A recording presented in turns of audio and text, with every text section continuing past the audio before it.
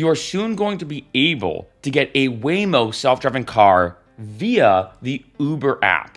This is another big issue where Waymo is starting to be a huge issue for drivers. As you can see right here, Uber and Waymo announced an expansion of their existing partnership to make the Waymo driver accessible to more people via Uber.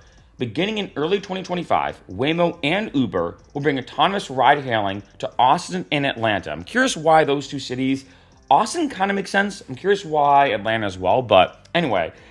And hailing in Austin and Atlanta only on the Uber app in these cities.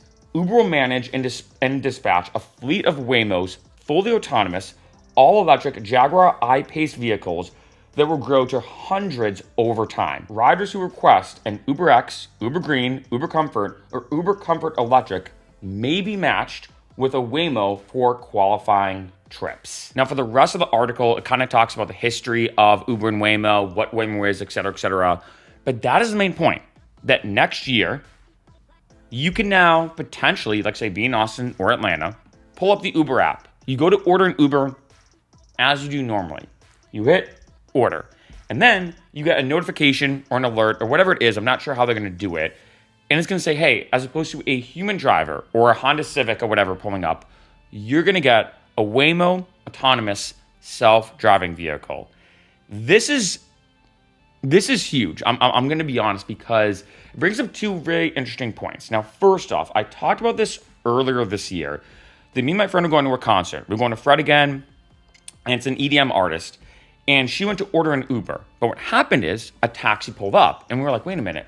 A taxi, turns out on the app, it said, hey, you ordered an Uber, but actually we found a taxi that's closest to you, so we're going to give you the taxi instead. And Uber and taxis, which is kind of the definition of irony, now have an integration where for a lot of taxi drivers, they both drive for the taxi company or themselves, but also for Uber, where if let's say now you order an Uber, it is possible that as opposed to an Uber, a taxi pops up.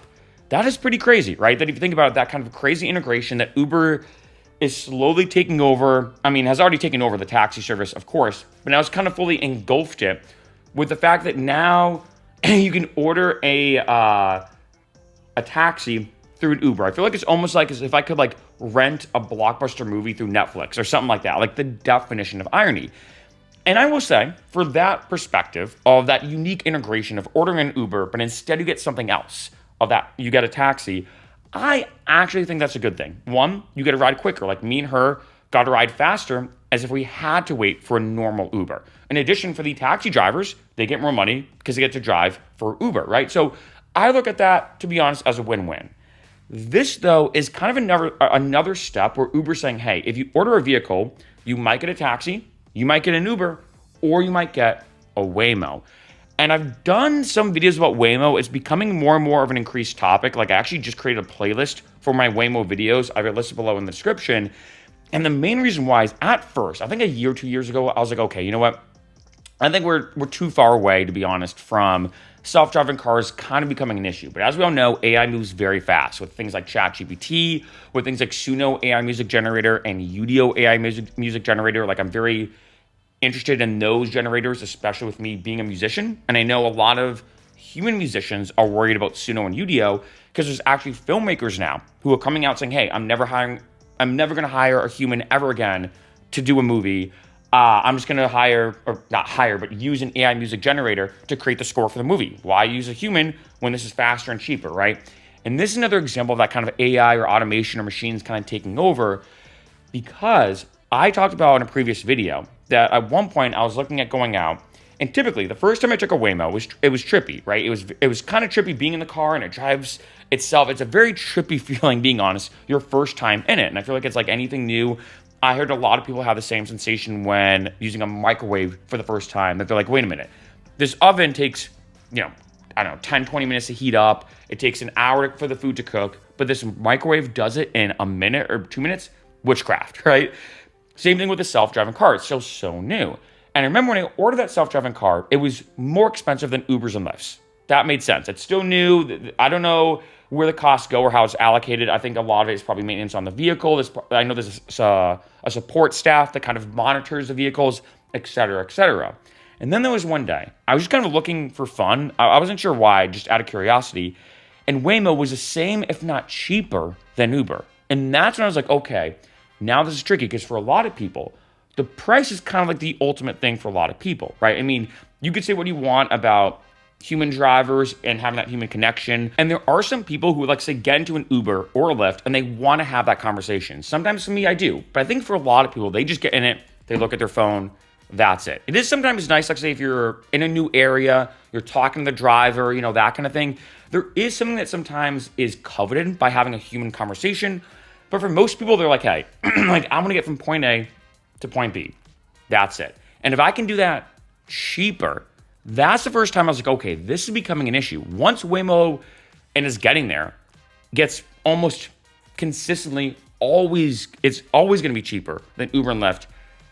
That's where it's going to become a bit of an issue for a lot of drivers, because people are going to be like, hey, why spend X amount of money when I can do a self-driving car for cheaper? And for some people, they might actually like that there's no human driver. They're like, hey, just me. I'm just going to play on my phone anyway. I don't feel like having a conversation. A lot of people do complain that, like, say, they get in an Uber, they're driving, and the Uber driver will not stop talking to them. That is I know a complaint. And I remember for me as a former driver, I did kind of have to read people, where some people would get in the car and I could tell they would want to have a conversation. Or other people, I'd be like, hey, like, good morning, how are you? They're like, oh, I'm good. And they go right to their phone. And then I'm like, you know what? They don't want to talk. And I think if I try talking to them, it's actually going to make the ride worse, or I might get even a worse rating because I won't shut up, right? There was even one time I remember, this is when I first started driving. And I remember when I first started driving, I remember, like, Uber and Lyft was like, hey, you got to talk. You have to have a good conversation. And I kept trying to, like, converse with this one guy. And he goes, hey, man, I'm going to give you a 5-star rating. Don't worry about talking to me. I'm not going to lie, I've had a long day. I just want to play on my phone. And I'm like, you know what? No big deal, right? And that's a good example of that. So for some people, they might cover that as well. But the biggest thing is the price. So that was another issue for me when it came to Waymo. I'm like, oh, shoot, like, the price of the Waymo, if it's going to be the same or if not cheaper, that's a huge thing. But now on top of that, with this unique partnership where you can order an Uber, but instead a Waymo pulls up, not because of the Waymo app, which does have, like, limitations right now when it comes to the Waymo app. There's certain, like, areas. In addition, when it comes to the Waymo app, it's also another situation where it's like an invite-only thing. Like, I got invited to it, I think it was like 2 months ago or something like that. So it is slowly rolling out. But the fact that you can order an Uber and a Waymo could potentially show up, and the fact that they're now, working harder and harder to basically create more of these Waymos, this is, I think, another, like, step that when we look back in history, we're like, oh, we can see the progression, I hate to say it, of how human rideshare drivers went away. The first step was self-driving cars, or even self-driving technology, like what Tesla kind of pioneered. And then Waymo's being created. And then Waymo's being used with the Waymo app with a select amount of people. And then Waymo starting to be cheaper and cheaper. Then Waymo being cheaper, like actually cheaper on the app than Uber and Lyft. And then this integration with Uber, it's not just you have to have the Waymo app and use it. It's integrated with Uber, where you order an Uber and you might get a Waymo. That might become more and more common, where Uber, let's be honest, as a business, will say, hey, why pay our drivers when we have this machine that does it for us? It drives them there, gets them from point A to point B.